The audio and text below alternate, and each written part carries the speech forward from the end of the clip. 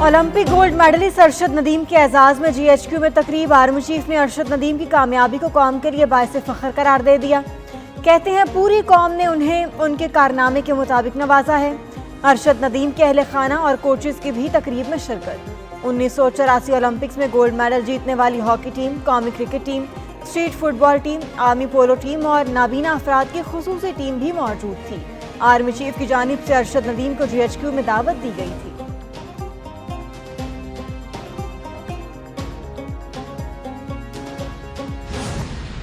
मेरे ज़माने में बिजली का बिल कितना हुआ करता था और आज कितना हो गया है। उस दिन से लेके आज तक आपका कर्ब महसूस करता हूं और कर रहा हूं।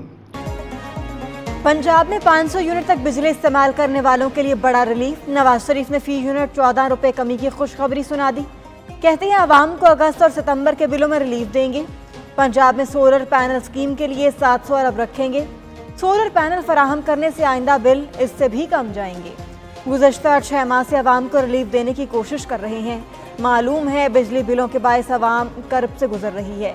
हमने बिजली की लोड शेडिंग का खात्मा किया। मुल्क की ये सूरत हाल देखी नहीं जाती। प्रेस कॉन्फ्रेंस में वज़ीर आला पंजाब मरियम नवाज भी नवाज शरीफ के साथ मौजूद।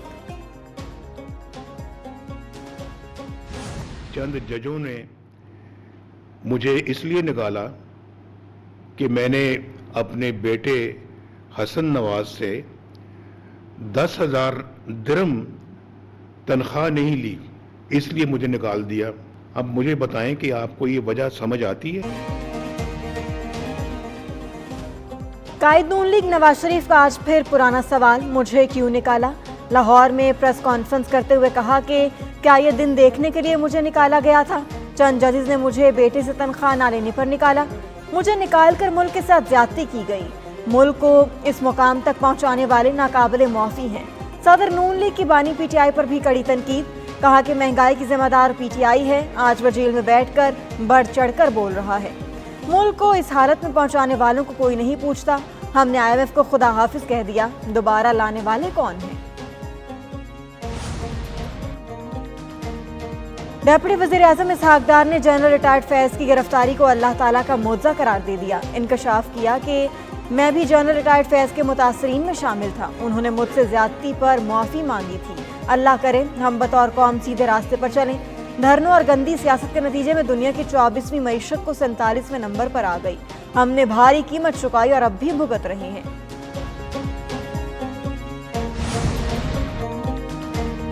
पाकिस्तान तहरीक इंसाफ टूट फूट का शिकार। पार्टी ओहदेदार एक एक करके बानी का साथ छोड़ने लगे।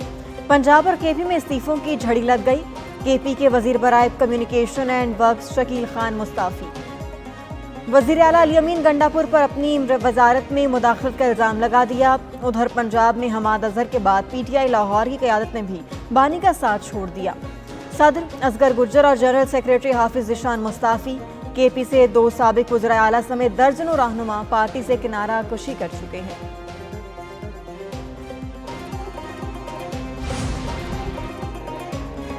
एक सियासी जमात मुल्क दुश्मनी में तमाम हदें पार कर गई। सियासी जमात के मीडिया डिवीजन से प्रोपेगेंडा के नाकाबिले तकदीर शवाहिद मंजर आम पर आ गए। पार्टी रहनुमाओं के गैर मुल्की शख्सियात, मीडिया नुमाइंदों से राब्तों का होशरुबा इंकशाफ। सियासी जमात के रुकन रऊफ हसन और गैर मुल्की सहाफ़ी रायन ग्रम के दरमियान व्हाट्सएप राब्ते पकड़े गए। साइफर को बुनियाद बनाकर लिखे गए आर्टिकल्स में पाकिस्तान और रियासती इदारों के खिलाफ प्रोपेगेंडा किया गया। आर्टिकल्स का मकसद पाकिस्तान और रियासती इदारों के खिलाफ प्रोपेगेंडा करना है।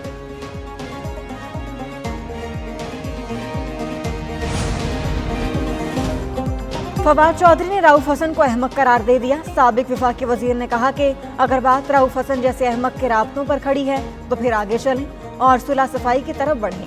सेक्रेटरी इत्तलात अगर सहाफ़ियों से राब्ते नहीं रखेगा तो क्या करेगा।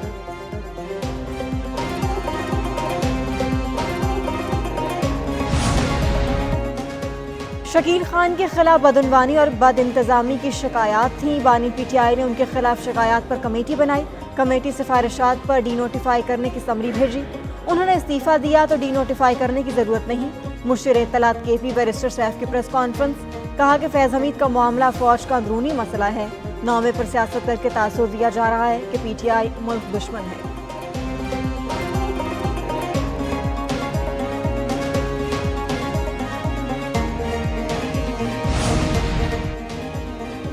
पीटीआई रहनुमा आतिफ खान साबिक सूबाई वजीर शकील खान के दिफा में सामने आ गए। कहते हैं शकील खान 10 साल काबीना में रहे, आज तक उनसे ज्यादा ईमानदार वजीर नहीं देखा। जेल में बानी के पूछने पर शकील खान ने काबीना में करप्शन की निशानदेही की थी। शकील खान के खिलाफ साजिश की गई, 2 किरदारों को वक्त आने पर बेनकाब करूंगा।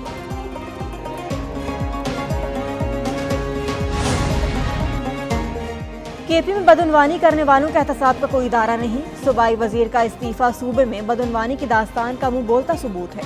मुस्लिम लीग नून के रहनुमा दानियाल चौधरी की न्यूज कॉन्फ्रेंस, कहा कि मुल्क की जड़ें खोखली करने वालों का एहतसाब जरूरी है।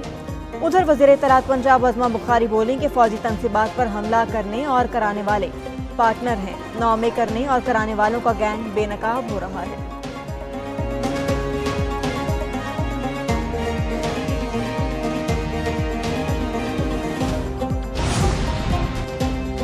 पीटीआई और जेजुआई का हुकूमत मुखालिफ इत्तेहाद होगा या नहीं, पीटीआई और जेजुआई में मुज़ाकरात तातुल का शिकार। मौलाना फजलुर रहमान ताहाल पीटीआई रहनुमाओं से नाराज। मुश्तरका इजलास में भी पीटीआई के सरबराह जेजुआई को मनाने की एक भरपूर कोशिश की। कमेटियों के माबैन मुज़ाकरात से भी जेजुआई पीछे हट गई। जेजुआई ने मुज़ाकराती कमेटी का पहला इजलास मौलाना फजलुर रहमान की हाँ से मशरूत कर दिया।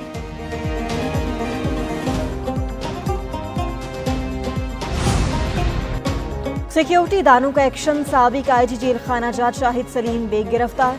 शाहिद सलीम बेग को उनकी सरकारी रिहायशगाह आईजी हाउस से पकड़ा गया। साबिक आईजी जेल बानी पीटीआई के जेल जाने से पहले रिटायर्ड हो चुके थे।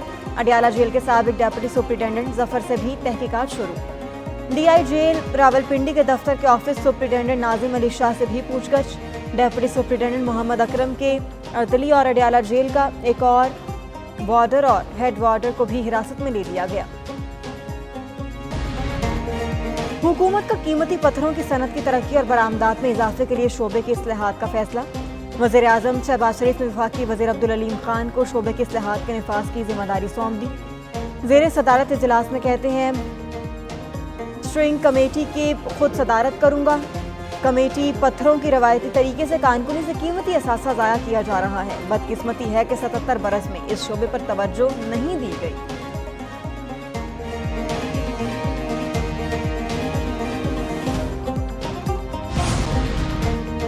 पीपल्स पार्टी का मुआशी पॉलिसियों पर हुकूमत को टफ टाइम देने का फैसला। बिलावल भुट्टो जरदारी की ज़ेर सदारत अहम बैठक। चेयरमैन पीपल्स पार्टी का बिजली के ज्यादा बिलों पर तशवीश का इजहार। तरक्याती बजट में कट लगाने पर भी तशवीश। बिलावल भुट्टो ने कहा मुल्क को मुआशी मुश्किलात का सामना है। दूसरी तरफ अमरीका में वजीर आला पंजाब के महंगे इश्तेहारात लगाए जा रहे हैं। पीपल्स पार्टी अरकान ने कहा कि मुल्क की सनत बैठ गई तो मुल्क कैसे तरक्की करेगा।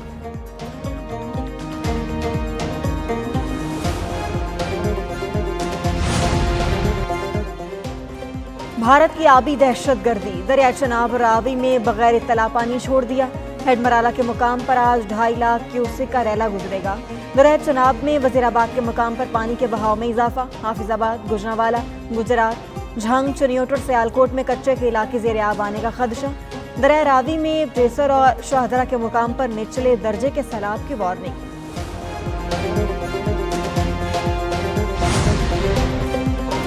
मुल्क में मानसून बारिशों का एक और जोरदार स्पेल। 3 घंटे की मूसलाधार बारिश ने मुल्तान को डबो दिया। रेन इमरजेंसी नाफिज। सड़कों और गलियों में 4-4 फीट पानी जमा। कई इलाकों में बसें और गाड़ियां पानी में बंद। मियांवाली का इकलौता अंडरपास झील का मंजर पेश करने लगा। 6 से 7 फीट तक पानी जमा। कराची में आज भी बादल बरसने की पेशगोई। लाहौर में बादलों और सूरज के दरमियान आंख मचोली का सिलसिला जारी। महकमा मौसमियात की आज और कल पंजाब, बलोचिस्तान और दीगर इलाकों में बारिश की पेशगोई।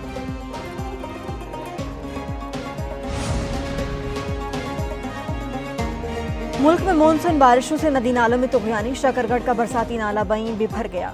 दरमियाने दर्जे का सैलाब रिकॉर्ड। मुख्तलिफ शहरों का राबता कट गया। वजीर आला पंजाब की हिदायत पर पीटीएमए और जिला इंतजामिया ने एक्शन। सैलाब में फंसे लोगों को रेस्क्यू करने के लिए इमदादी ऑपरेशन। 7 अफराद को माल समेत बहिफाजत महफूज मकाम पर मुंतकिल कर दिया। उधर वजीर आजम शहबाज शरीफ की हिदायत पर एनडीएमए मुतहरिक।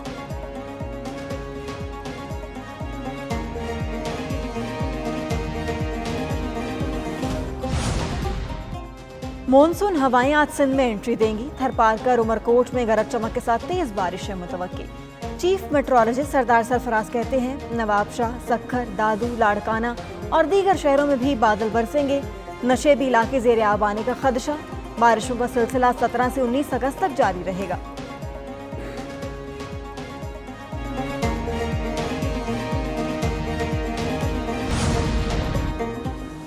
नीरज चोपड़ा को पाकिस्तान आने की दावत दूंगा। एक न्यूज के प्रोग्राम जवाब दो में अरशद नदीम की खुसूसी गुफ्तगू। कहा कि उन्होंने एक दफा गेम छोड़ने का सोच लिया था, उनके कोच ने उनकी बहुत हौसला अफजाई की। मियां चन्नू में उनका 4 मरला का घर है। Javelin throw Olympics gold medallist Arshad Nadeem के प्रोग्राम जवाब दो में एंकर फरूख वराइज के साथ खुसूसी गुफ्तगू। इंटरव्यू आज रात 7:02 पर नशर होगा।